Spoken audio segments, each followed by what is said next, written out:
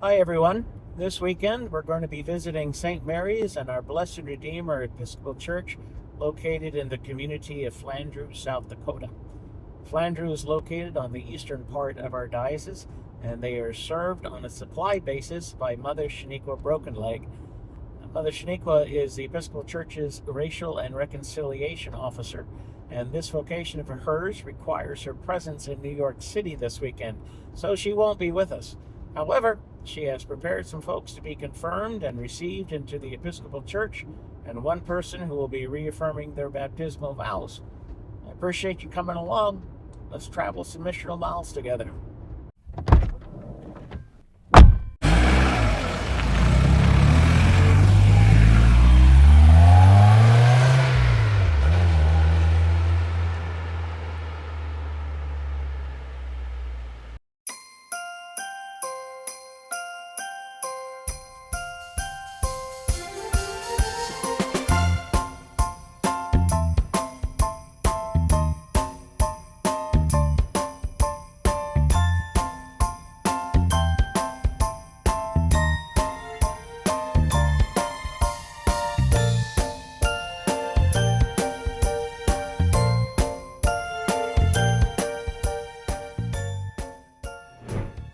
On Saturday, I drove to Brookings to spend the night, since it's only about half an hour away from Flandreau.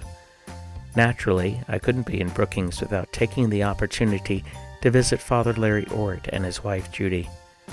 Father Larry retired from St. Paul's in Brookings last year, but as everyone in South Dakota knows, no clergy person in our diocese ever truly retires.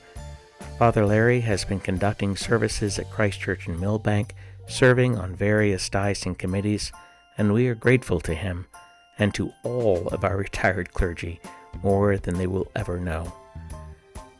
On Sunday morning, I drove to St. Mary's and our Blessed Redeemer. In the back of my car, Marlis, our diocesan administrator, had loaded donations that had come from a benefactor in New York to the diocesan office. Marlis had sent an email about these donations to the entire diocese, and within 3 minutes, Mother Shaniqua replied, asking me to bring some. As I mentioned already, Mother Shaniqua serves this congregation on a supply basis. On Sundays, when she is not available, the church conducts morning prayer services. They are actively involved in their community, providing food, coats, and gloves to those in need. The congregation has also partnered with an organization that offers scholarships for women's education. Moreover, they are exceptionally skilled at making Indian tacos, which earned them an invitation to provide tacos as a fundraiser at a local high school sporting event. During this service, 3 individuals were confirmed, 1 person was received into the Episcopal Church, and another chose to reaffirm her baptismal vows. I was able to interview 2 of these individuals, Elisabetta, who was received, and Kendra, who reaffirmed her baptismal vows. I asked them to share their thoughts on where they see God at work in Flandreau, and I invite you to listen to their insights. Sure. I'm Kendra Gershine. I've been living here in Flandreau since summer 2001. And I've off and on come here to St. Mary's, our Blessed Redeemer Church. But when we were living in Rapid City, we were members of the St. Matthew's Episcopal Church there. Sure. I know them well. Yeah. I'm Elisabetta Gemo James. I'm originally from Italy, and I immigrated here in 2008. So I've been around for a little bit here in Flandreau, and this has been my primary church that I've been attending. So I was excited today to be received after, having come here this whole time. And I think that's it, right? Yeah, you both heard me say this morning about the season of Advent being a season where the focus is on joy and hope. And I talked a bit about how real joy, deeply more profound than happiness, is something that we can carry with us all the time, no matter what else is going on. Joy is not a way of saying it's not happening, and it's not the same thing as a stiff upper lip, but we carry both joy and managing the reality that is around us. And part of the joy that we are able to carry, part of the energy that it comes from, is being able to see where God is at work around us. And so the question that I asked y'all to think about is, where do you see God at work in Flandreau? Whether it be in the town of Flandreau, whether it be something that you are personally involved in, or whether it's something that St. Mary's and our Blessed Redeemer is personally involved in. How would you answer the question to someone who is going through a deep struggling time, saying, well, show me God, show me where God is at work, show me where hope and joy are present? I guess, like, for me, when I feel like God is at work, or when you see the kindness of, our people in the community, whether it's like through a smile or a greeting, holding the door open. We just went to our kids' Christmas concert last week, and you could just, you feel the joy in there, where, there's not, that's kind of an example in the community, is like, especially in the school system. Like, we also went and did a cocoa and canvas with our kids yesterday, and it was just that's kind of where I feel like there's that joy, where you hear the children's laughter, or even the laughter and the the smiles of the parents and the staff at the school, is kind of where I would, where I see it. But like personally, it's, she's my sister-in-law. So like, we do a lot of things like at home, during Lent and during Advent, we do like an Advent service. And, so there's that part to it. Like, we'll have a family service. So like, we'll do it tonight again, and we light our blue candles and whatnot. And then, but we also do a Bible study together. And I just felt like, because I've been going through a season, I think we both have, but that Bible study kind of helps me, understand the Bible a little more.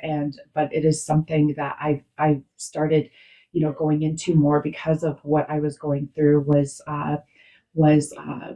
focusing on God through that time. And so I find I find the joy. And you mentioned that it is like, I know I can be sad and, whatever I'm feeling, and I can still be joy, and I feel it here. So, yeah.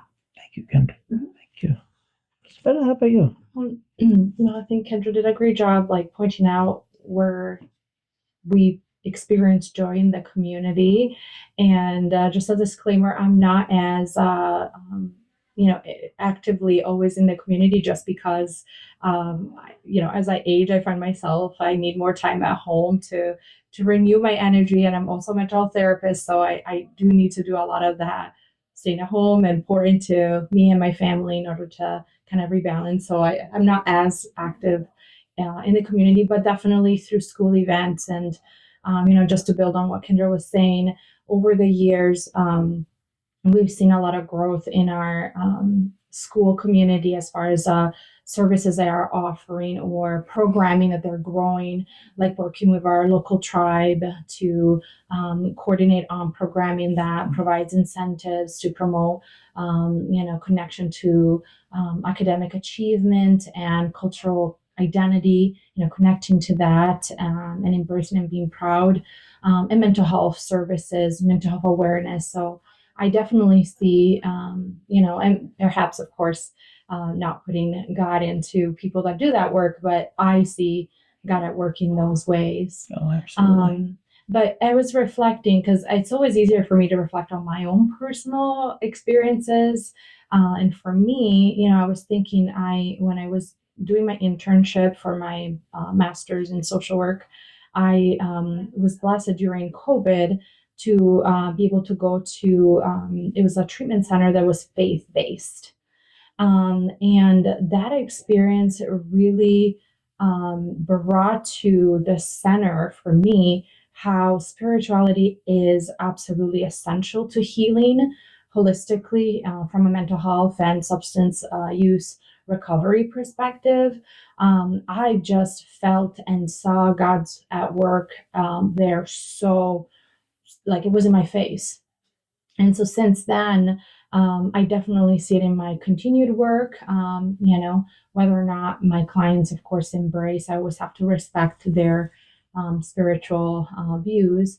But I definitely, as I reflect through that work, I can see that. I can hear that. And then also personally, in my own experience, I think, again, witnessing God at work there inspired me to cultivate more of a spiritual connection with God. And it has helped me so much in getting guidance in my life when I was struggling in different ways. It has helped restore relationships for me.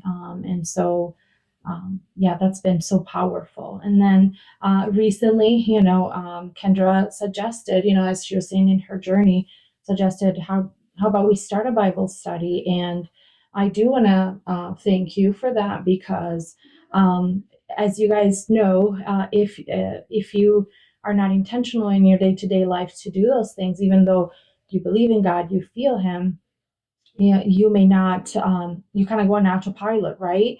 And then we kind of go back into that mode of we're just kind of going through the motions instead of actually paying attention and cultivating that joy you talked about today.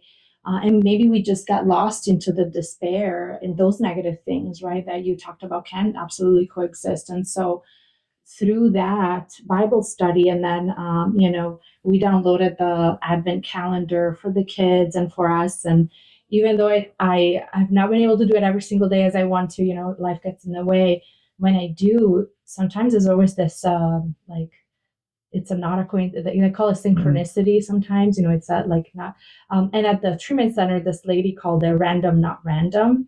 And so it's always like speaking to something in my life. So like even today, the message of today was so prevalent with, so like I said, in my work, being a mental health therapist, I use a lot of dialectical behavior therapy. And actually that's exactly what they talk about, that two opposing things can coexist at the same time. And so, yeah, like you said, despair, grief, and joy. And so that's kind of how I experience God in my life, like how I see Him at work. So I think what I would say to people that maybe are struggling, to just tune in. And even if you're not sure, you're questioning Him, to just ask for help, ask for guidance, and just see what happens. So that's been my experience, at least. So. Thank you. Thank you both. And congratulations again. Thank you. Being received and reaffirming. Wish you a blessed remainder of Advent. Sounds like y'all are up to some great stuff. Hope you all have a good Bible study tonight. And a very blessed Christmas. You too. Thank you. You too. To express my gratitude to Margot Zephyr and Gail Bersham for their assistance and hospitality in organizing everything for this visit. I also want to thank Mother Shaniqua for her excellent work in preparing everyone for confirmation and reception. My appreciation extends to everyone at St. Mary's and Our Blessed Redeemer for the wonderful potluck that followed the service and for the meaningful conversations that took place. Most importantly, I want to thank them for creating such a welcoming Episcopal Church community to be a part of. If you happen to be in the Flandreau area on a Sunday morning, I invite you to join them at 10 o'clock. You'll be very glad you did.